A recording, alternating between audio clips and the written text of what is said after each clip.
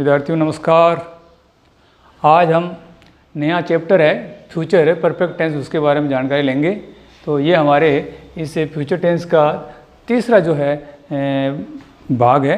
तो इसके अंदर देखिए बच्चों, पहचान के रूप में क्या होता है, वाक्य के अंत में चूका होगा, चूकी होगी, चूके होंगे इत्यादि शब्द जो है आया करते हैं। इनको हम देख करके पता लगा लेते हैं कि ये फ्यूचर परफेक्ट टेंस का वाक्य है। इस प्रकार के वाक्य में हेल्पिंग वर्ब्स क्या होती है बच्चों, शैल हैव या विल हैव होती है। इसी के साथ में इसमें जो मेन वर्ब होती है उसमें क्या करते हैं, मेन वर्ब का तीसरा रूप है जो इसमें लगाया जाता है, यानी थर्ड फॉर्म इसकी हम क्रिया की लगाते हैं।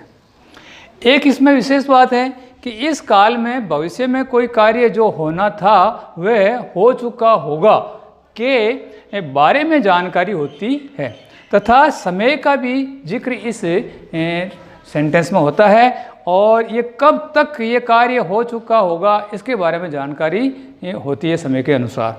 तो देखिए बच्चों, इसमें जो तक का जो कार्यकाल होता है या तक होने का जो बारे में जानकारी देते हैं उसमें बाई या एंड ऑफ का प्रयोग किया जाता है जो वाक्य के अंत में होता है। तो इस तरह से ये कुछ मेन जो इसके नियम की बातें हैं इनको आपको ध्यान में देना है। और इसके बाद देखिए अपना जो इसके जो सेंटेंस जो बनते हैं उसका पहला रूप हमारा होता है अफर्मेटिव सेंटेंस। तो इसके बारे में हम जानकारी करेंगे। तो सबसे पहले आपको मैं बता देता हूँ कि इसमें स्ट्रक्चर ऑफ दिस सेंटेंस क्या हो गया। हाँ, तो देखिए बच्चों, ये इसके बारे में अपन सेंटेंस वाइज जानकारी ले लेते हैं। तो हमारा पहला सेंटेंस बनता है अफर्मेटिव सेंटेंस। अफर्मेटिव सेंटेंस में क्या करते हैं, स्ट्रक्चर ऑफ दिस सेंटेंस का जो मैं आपको प्रयोग बता रहा हूँ, subject plus shall will plus have plus main verb का third form plus object plus others plus full stop.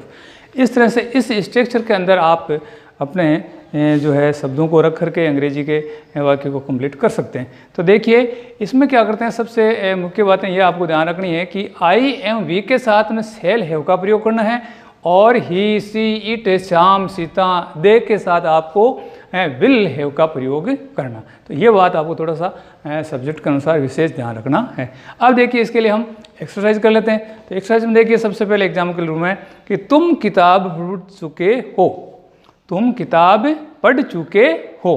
तो ऐसा इसका अंग्रेजी देखिए आप, you will have read book, तुम किताब पढ़ चुके होंगे। इसी तरह से हम सोमवार तक गणित पढ़ चुके होंगे। तो यहाँ पर देखिए बच्चों, ये चुके होंगे, चुके होगा, ये इत्यादि शब्द तो आ रहे हैं और इसके बाद में आपको सब्जेक्ट का भी ध्यान रखते हुए चलना है। तो यहाँ पर हम सोमवार तक, यहाँ पर देखो तक या समय के बारे में भी इसमें जिक्र आया जो मैंने आपको अभी पहले बताया है। तो हम सोमवार तक गणित पढ़ चुके होंगे। तो यहाँ इसका अंग्रेजी देखिए हम पढ़ेंगे तो वी शैल हैव, या सब्जेक्ट हम आया है वी, तो आपको शैल का प्रयोग करना है। तो we shall have read maths by Monday, यानी सोमवार तक हम क्या पढ़ चुके होंगे, गणित किताब पढ़ चुके होंगे। अगला वाक्य देखिए इसी तरह से, मैं शाम तक घर जा चुका हूँगा, शाम तक और घर जाना और जा चुका हूँगा। तो इत्यादि शब्दों का ध्यान रखते हुए सब्जेक्ट देखिए आप इसमें आया हुआ है मैं, तो आपको क्या करना है, आई और आई के साथ में लगाना है आपको हेल्पिंग वर्ब क्या होगी, शैल हैव लगाना है। तो आई शैल हैव और क्रिया का कौन सा रूप काम लेंगे, थर्ड रूप काम लेंगे। तो gone to home end of evening, यानी शाम तक या समय शाम के अंत तक हम कहाँ जा चुके होंगे, घर जा चुके होंगे। तो इत्यादि ये जो वाक्य आप देख करके इस वाक्य को कंप्लीट कर सकते हैं। इसके बाद देखिए बच्चों, ये उतार लिया होगा आपने। और अब दूसरा हमारा जो सेंटेंस बनता है वो है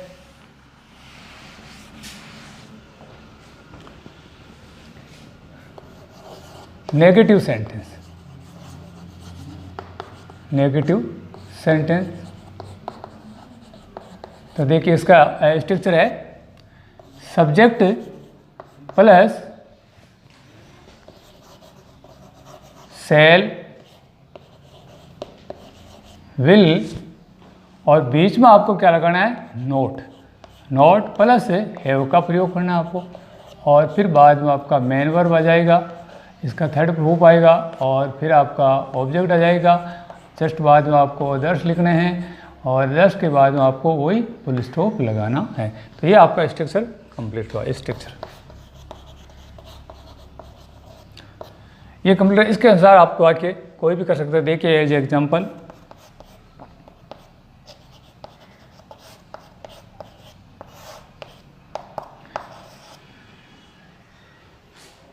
वह है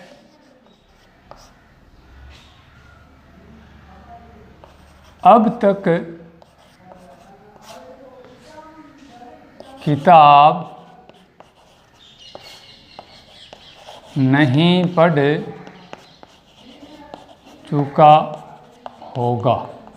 तो देखिए यहाँ बच्चों, चुका होगा भी आया है और नेगेटिव भी आया है, और अब तक यानी एट दिस टाइम, तो ये भी आपके इस हिसाब से करना है। तो इसका अंग्रेजी देखिए, सब्जेक्ट हमारा वह, तो ही के साथ में आपको विल, और फिर इसके साथ में नोट का प्रयोग, he will not have, read का थर्ड फॉर्म रीड रहता है, तो ये उसमें read book till now, till now, अब तक। तो ये आपका वाक्य पूरा हुआ। आगे देखिए दूसरा वाक्य,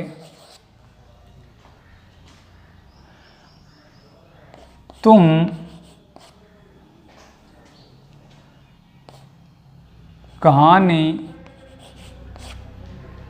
नहीं पढ़ चुके होंगे। तो देखिए इसमें you will not have read story. इसी तरह से अगला वाक्य देखिए, हम घर नहीं जा चुके होंगे। तो देखिए इसका वाक्य, we shall not have gone to home. तो इससे से बच्चों ये इसके भी वाक्य आपके कंप्लीट हुए, देख लीजिए आप और इनको नोट कर लीजिए। और इसी तरह से अगला हमारा जो सेंटेंस बनेगा वो है हमारा तीसरा सेंटेंस,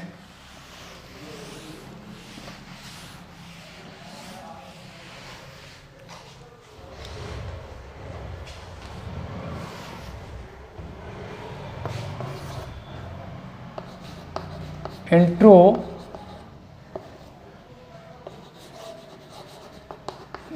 सेंटेंस।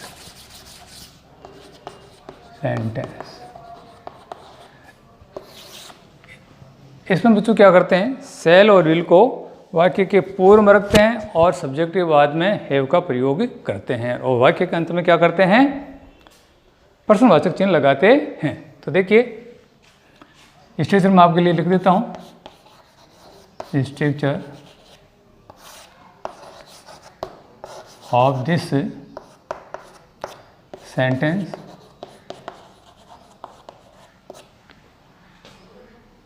सेल या विल, फिर आपका आ जाएगा subject plus have plus main verb का थर्ड प्रूफ आपको लिखना ही है इसमें, और इसके बाद में आपका ऑब्जेक्ट आ जाता है। ऑब्जेक्ट के बाद में अदर्स आ जाते हैं, और अदर्स के बाद में आपका जो है ये क्वेश्चन मार्क आ जाता। तो इसके अनुसार अपन एक्सरसाइज कर लेते हैं।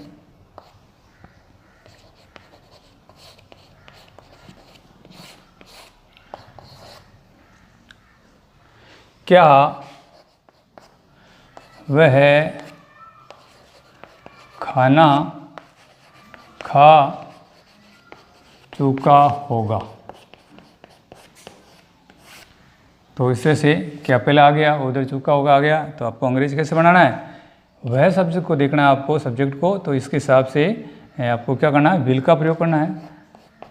विल ही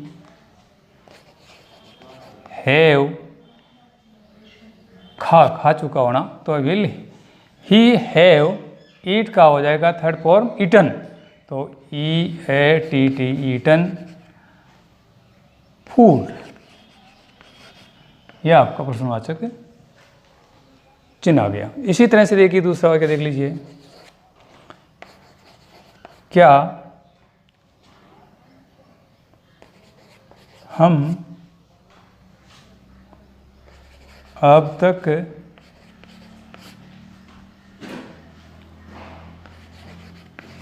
खेल चुके होंगे? तो हमारा ये अंग्रेजी हो जाएगा सब्जेक्ट हम के अनुसार सेल वी हैव, प्ले का होगा played, shall we have played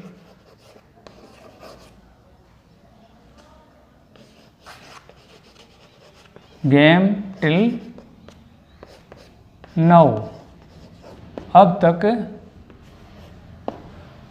हम खेल चुके होंगे। और भी देख लीजिए बच्चों, इस तरह से कोई भी वाक्य आप बना सकते हैं इस तरह के, जिसके अंदर आपको सबसे पहले मुख्य बात जो ध्यान रखना है उसको in front of this sentence के आपको क्या करना है, सेल या विल का प्रयोग करना है, और सब्जेक्ट के बाद आपको हैव का प्रयोग इसमें करना है। यहाँ आप भूल नहीं करें, ऐसा नहीं है कि सेल है और विल के साथ में हैव को भी आप in front of this sentence में लिख दे और सब्जेक्ट को बाद में, ऐसा नहीं, इसको सब्जेक्ट के बाद में हैव को आपको लिखना है। तो ये विशेष बात का आपको ध्यान रखना है। अब देखिए इसी तरह से अगला हमारा जो लास्ट जो सेंटेंस बनता है इनके अनुसार, वो भी अपन ले लेते हैं। लास्ट जो हमारा सेंटेंस बनता है चौथा, इंट्रोगेटिव प्लस नेगेटिव सेंटेंस, ये इसका अंतिम जो सेंटेंस बनता है चौथे नंबर का। तो यहाँ पर देखिए आप इसमें क्या करना है, वही चीज़ आपको सेम काम में लेना है। सेल और विल को पहले लिखना है, उसके बाद में आपको क्या करना है, सब्जेक्ट को लिखना है, उसके बाद में आपको नोट का प्रयोग करना है, और उसके बाद में आपको हैव का प्रयोग करना है, और जस्ट बाद आपको मेन वर्ब का तीसरा रूप है जो आपको लिखना है। इसके बाद में जो आपका ऑब्जेक्ट आता है वो लिखना है, ऑब्जेक्ट के बाद में आपको अदर्स लिखना है, और जस्ट बाद में आपको क्या करना है, प्रश्नवाचक चिन्ह लगा देना है। तो इस तरह से आपका ये फॉर्मूला तैयार हुआ। इस फॉर्मूले के अनुसार भी आप अपना वाक्य और बना सकते हैं, और उदाहरण के रूप में मैं आपको कुछ वाक्य बता देता हूँ। एग्जाम्पल पल्स, जैसे क्या मैं अंग्रेजी नहीं पढ़ा चुका होऊंगा। तो यहाँ आपको अंग्रेजी बनाना है सेल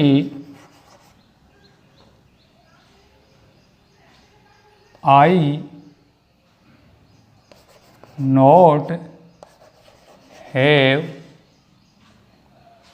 टॉट, टीच का टी है यू जी, टॉट इंग्लिश, ये प्रश्नवाचक चिन्ह। और भी देख लीजिए इस तरह से, क्या तुम गृह कार्य नहीं कर चुके होंगे। तो इसका देखिए तुम का विल का प्रयोग करना आपको, विल यू नॉट हैव, गृह कार्य करना, करना कौन, do did done, done you have done, done homework, homework, यह आपका प्रश्नवाचक। इस तरह से बच्चों आप और भी वाक्य इसमें अरेंज करके इसको पूरा कर सकते हैं और इस टेंस को अच्छी तरह से आप याद कर सकते हैं। तो बच्चों अभी आपको ये इसके बारे में जानकारी दी, शायद मुझे लगता है आपको पिछले वीडियो से अच्छा लाभ मिल रहा होगा। आप बार बार उनका अध्ययन करेंगे तो आपको अच्छा बेनिफिट होगा और मैं आशा करता हूँ कि आपको इस कोरोना काल में इन वीडियो से आपको इस ऑनलाइन अच्छा प्रॉफिट होगा और आप इसका बार बार अध्ययन करें तो और भी आपको फ़ायदा होगा। अपने साथियों को भी और भी जानकारी देवें कि इसको पढ़ें और जानकारी प्राप्त कर लें। और इसमें कोई अन्य बात आपको समझनी है तो आप इस वीडियो पर जाकर के कमेंट भी करें ताकि आपको अगले वीडियो में उसका सॉल्यूशन मिल सके। धन्यवाद।